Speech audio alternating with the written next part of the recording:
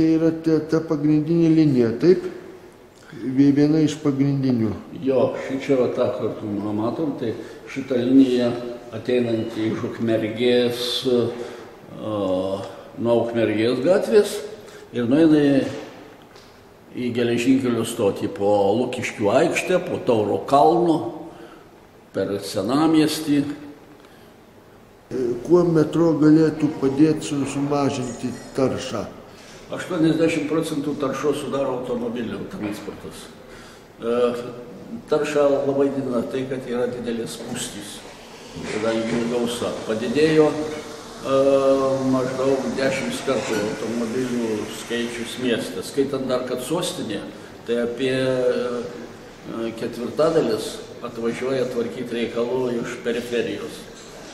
Ir metro išimtų iš gatvių apie trečdalį automobilių. Tokiu atveju, vadinasi, visai natūralu, kad tarša sumažėtų dėl automobilių mažesnio skaičiaus, trečdaliu sumažėtų dėl to ir dar trečdaliu sumažėtų todėl, kad neliktų spūsčių. Dabar juk ir stovint spūstyje irgi yra oras teršiamas. Ir jeigu jūs pastebėjote, ateis vasara tokiom ramiom dienom, tai kada važiuoja nuo kalno į miesto centrą, į apačią prie Neries, tai visas skendi dūmuose. Vadinasi, mes tuo kvėpuojam, mes sveikatą gadinam, deginam kurą.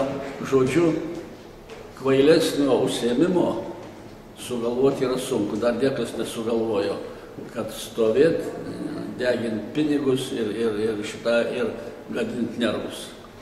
Gali būti prilyginama rūkymui, bet rūkoriai skaito, kad nors jaučia malonumą traukdamas dūmelį, o šičia išmetamas dujas uostydamas nejauti to malonumo. Stovint kamščiuose patirime dideli finansiniai nuostoliai. Gal galėtumėt konkrečiau pasakyti, kokius nuostolius mes patirim dėl spūsčių? Štai, Vilniaus Gediminas technikos universitetas padarė mokslinį darbą nuostolių patiriamų dėl neigiamų transporto poveikio Vilniuje, Kaune ir Klaipėdoje. Tai ši ataskaita padaryta Susisiekimo ministerijos užsakymu ir nustatyta 200 puslapių skaičiavimų yra, stebėjimų ir nustatyta, kad 2007 metais Vilniuje vien kamščiuose buvo prarasta 3,8 milijardo litų miestiečių pinigų sudeginta. Per metus, taip? Per metus. Tai neskaitant avarijų, neskaitant taršos, tik sudegintas benzinas ir prarastas darbo laikas. Tai maždaug 4 kartus viršijo tuo metu miesto biudžetą. Visom reikmėm miestas 4 kartus mažiau skiria, negu kad miestiečiai sudegino kamščiuose. Ne tik miestiečiai, bet ir miesto svečiai. Taip kad dabar dėl krizės šiek tiek pamažėjo, bet manyčiau, kad ir dabar prarandama yra nemažiau milijardo eurų per metus. Kai tuo tarpu biudžetas, man atrodo, ten 300 milijonų. Tai vat štai kokie, kaip sakoma, nuostoliai yra. O Lietuvos metro, Vilniaus metro būtų didelis, kiek maždaug jūs planuojant, kokios atšakos būtų ir kokio ilgio keliai būtų? Kad įsotint visą metro, gal mūsų siūloma schema būtų arti 40 km, 36-40 km maždaug. Bet visas metro statosi ne iš karto, o statosi tam tikrais gabalais. Jeigu darai investiciją, tai norisi kuo greičiau, kad jie atsipirktų. Tai pirmoji linija yra nuo miesto centro, nuo Seimo, kuris priimtų tą įstatymą, į Pilaitę. Pilaitė stovėtų, tai būtų apie 7-8 kilometrai metropoliteno, jis kainuotų apie 300 milijonų eurų ir yra suskaičiuota, jų atsiperkamumas atsipirktų maždaug per 10 metų. Ten būtų gale metro paskutinės stoties automobilių parkingai ir atvažiavus iš Kauno būtų galima statyti mašinas už Pilaitės ir važiuoti su metropolitenu į centrą, susitvarkyti reikalus ir grįžti atgal. Tai ir Pilaitės gyventojams ir visam Vilniaus rajonui būtų labai didelis patogumas. Nes miestas vystosi į vakarus ir ten pagal generalinį planą yra patys aukščiausi pastatai toj vietoj statomi ir priedo labai apsunkintas pravažiavimas Narbuto gatve, nes kitur ten nenusileisi į centrą iš Pilaitės.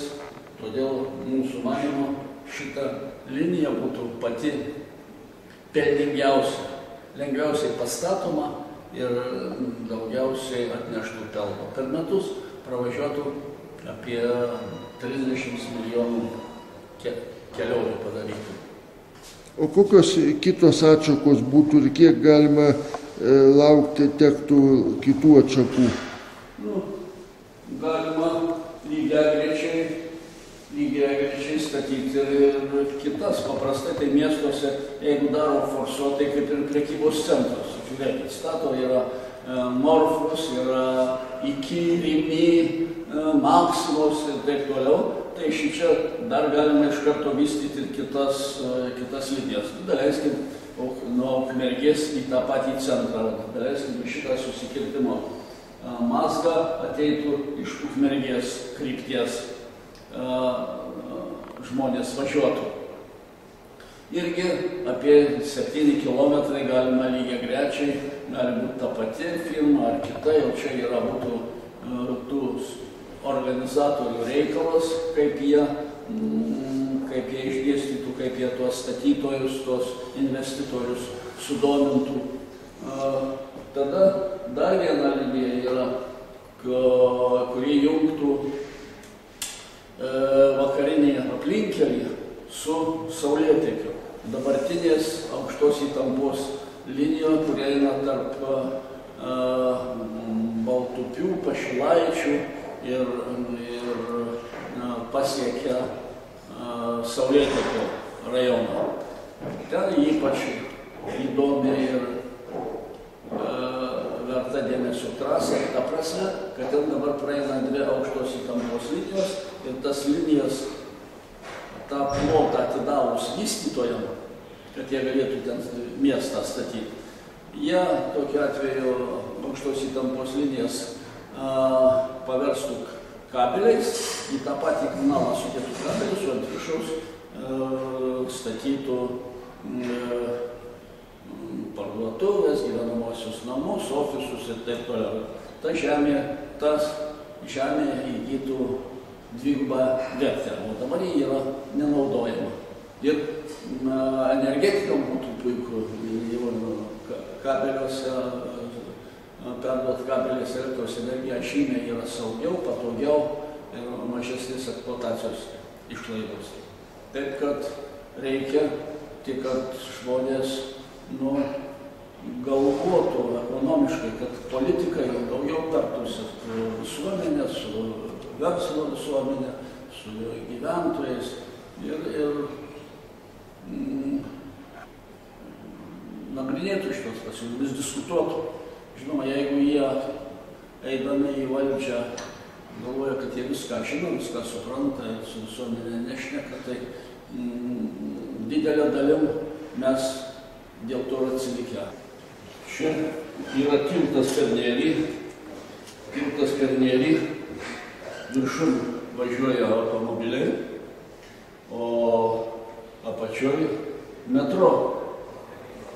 Jis praeina į Lukiškių aikštę, pro Lukiškių reiškia, eina į Pylimo gatvę, po Tauro kalno, paskui sekantis stotis yra Vokiečių gatvėje, bulvare, toliau eina pro Rotušę, ateina Aušros vartus ir kitas stotis yra už Aušros vartų skverelį. Sekanti paskutinė stotis yra geležinkelio. Prie geležinkelio stoties. Tos stoties maketas yra geležinkelio stoties salė. Vadinasi, metro turi ir mažieji miestai. Tai ne tik didelių miestų prerogatyva, bet tai naudinga ir mažiems miestams, tokiems kaip Vilnius arba Reno, Helsinkis, tokių pavyzdžių daug. Jų yra, tokių miestų yra apie 30, man žinoma, tai apie 30. Tikriausiai yra daugiau, nes aš vis sužinau, kad ir Vilnius nedidelis miestas turi įvairių ir čia nepriklauso nuo miesto dydžio, o žmonės skaičiuoja nuo efektyvumo, ant kiek tas transportas bus efektyvus. O jis yra tuo efektyvus, kad metropolitenų pervežamo keleivio savikaina yra 4 kart mažesnė negu pervežto autobusu. Taip, kad žmonės skaičiuoja ekonominį efektą ir stato metropolitenus. Ir daug, kur net dabar, kurie statė tramvajus, labai nusivylė ir pertvarko į metropolitenus. Ir visai nesvarbu, kur tas metropolitenas eina. Po žemę, ant žemės ar virš stogų. Svarbu, kad jis su kitais transporto dalyviais nekontaktuoja. Tai yra kaip ir visur, kaip ir yra geležinkeliai. Jeigu važiuoja traukinys, vadinasi visi turi jam duoti kelią. Čia yra miesto geležinkelis, metropolitenas. Ir svarbiausias akcentas, kad 4 kartus pigiau negu troleibusai, autobusai arba automobiliai. Taip, 4 kartus pigiau. Čia mes ėmėm iš kelių miestų, žinoma, yra pavyzdžiui, radom, kad Ispanijos kai kuriuose miestuose yra 7 kart pigiau, bet užtat Paryžiuje buvo tik 2 kart pigiau. Taip, kad šita priklauso nuo to, kokia ten struktūra to transporto, kiek jis yra apkrautas. Daleiskim, daugiausia mūsų žiniomis yra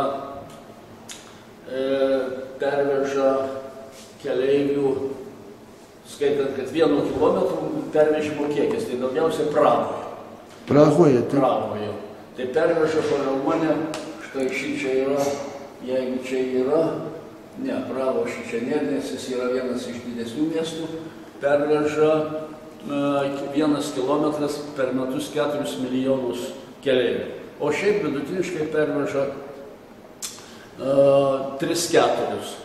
Pavyzdžiui, to pačio Rene, su kuriuo mes važiuojame, perveža virš 4 milijonų. Mes savo skaičiavimuose priėmėm, kad pas mus pervež per metus 3 milijonus per 1 kilometrą. Daleiskim, jeigu bus 7 kilometrai, tai 3 kart 7, 21 milijoną. Jeigu ten mes turėtume tos trasos 10 kilometrų, tai vadinasi 30 milijonų. Vat maždaug tokie skaičiavimai. Bet metropolitenas nebrangesnis, niekur nėra brangiau. Yra įvairių, mums tie klausimai žinomi, net iki to, kiek, pavyzdžiui, kiek Helsinkį paėmė ten, Siemens kokį kyšį paėmė ten. Ir tą žmonės užfiksavo ir knygose aprašė, kiek kur kainuoja, pavyzdžiui, tom pačiom sąlygom Madridas stato kilometrą už 150 milijonų litų, aš litais dar tos skaičius. O tuo tarpu Atenai stato už 400 milijonų kilometrą, daugiau nei 2 kartų brangiau.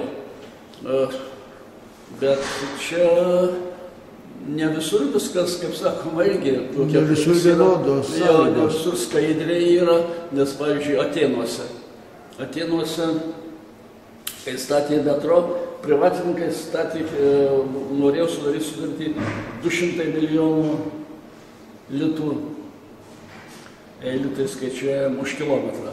Bet kažkodėl valdžia atsisakė privatininkų, o pastatė valdiškais pinigais už 400 milijonų, dvigubai brangiau. Tai užtat dabar tuose Atėnuose, dabar matom tos visus rezultatus, kas ten gausi. Tie pinigai tai kažkur, tai kaip sakot, nusėdo kažkieno tai kišenėse, arba tos statybinės firmos gerai, ar jie dalinosi su politikais.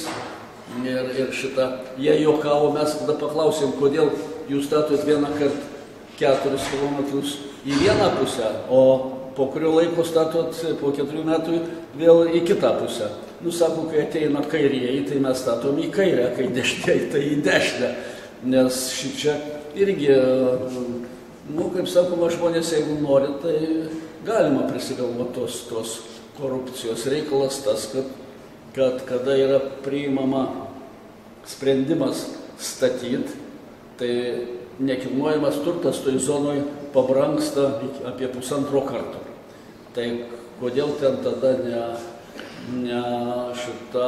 neužsiimti lobizmu ir nestatyti į tą pusę, kur ten yra rėmėjai. Ir dabar, man, pavyzdžiui, skaitant paskaitas, aš išvardinu 10 teigiamų metro savybių. Tai yra investicijos, tai yra užimtumas, tai yra mažinama migracija, tai yra susisiekimo greitis, maža kaina, komfortas važiavimo ir laukimo, prestižas miesto, saugiai tu gali važiuoti. O tiesiog išvardinu 10 punktų. O bet vienas klausytojas, bet sako, jis vieną turi tikrai vieną negerą savybę. O sakau, kokią, nežinau. Sako, neina pro mano namą. Tai šitą ir teisingai, tai va tas, kad eitų jis pro tą namą, bet tai valdžia, kadangi atstovauja visus gyventojus, tai turi būti visiems teisinga ir nežiūrėti, kur kieno namas, o vest, kad jis būtų, kaip sakoma, visam miestui naudingas, ne tik miestui, bet kaip Vilniui, pavyzdžiui, tai ir tiem, kurie atvažiuoja į miestą. Kad žmogus atvažiavęs prie miesto pasistato savo automobilį parkavimo vietai ir laisvai važiuoja į miesto centrą, susitvarko visus reikalus ir grįžta atgal. Įdomus efektas dar tas, kad kitas visuomeninis transportas nesumažina savo apimčių, atvirkščiai padidina. Ir kodėl? Užtat, kad jis atvažiavęs, užmiestį pasistato automobilį, atvažiavo į centrą, o jam paskiau dar reikia kažkur nuvažiuoti. Ir automobilis tai ten stovi. Tai jis tada palieka metro, sėda į autobusą ar pavažiuoja dar tos kelius kilometrus. Ir apie 20–30% padidėja kito visuomeninio transporto panaudojimas. Tokią informaciją mes parsivežėme iš Renės paskutiniu metu. Labai smarkiai draugaujam su Renės. Ir prieš porą savaičių buvo visa delegacija, kur buvo vienas politikų atstovas, buvo operatorius ir mūsų metro sąjungos atstovas.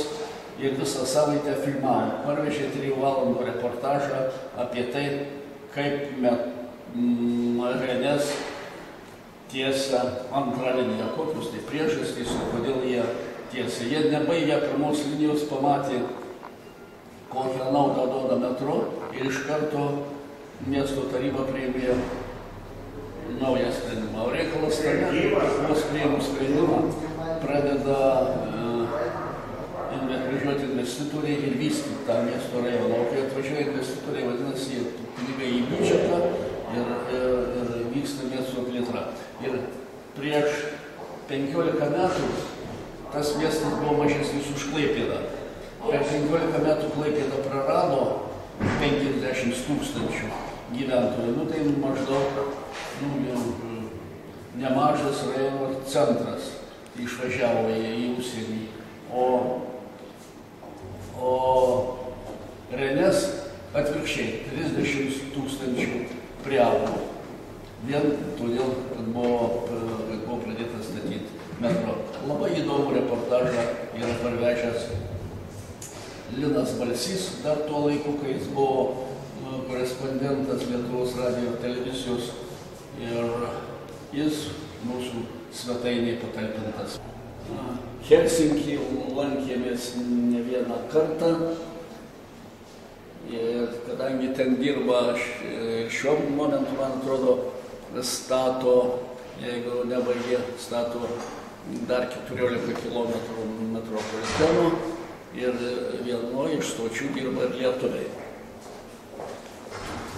Lozana, ar galime ir tolyn, Lozana yra mums žinomas pats mažiausias miestas Europoje turintis metropoliteną. Anksčiau Lozanoje buvo tramvajus, bet jie pertvarkė jį taip, kad nesikirstų su gatvėm, kad ir tokiu atveju pakeitė jo funkciją į metro. Madridas iki krizės statydavo po kelis kilometrus į metus. Iš viso Ispanijos miestuose per metus statydavo po 25 kilometrus metropolitenų. Jie naudojo europinę paramą ir sparčiai statė metropolitenus.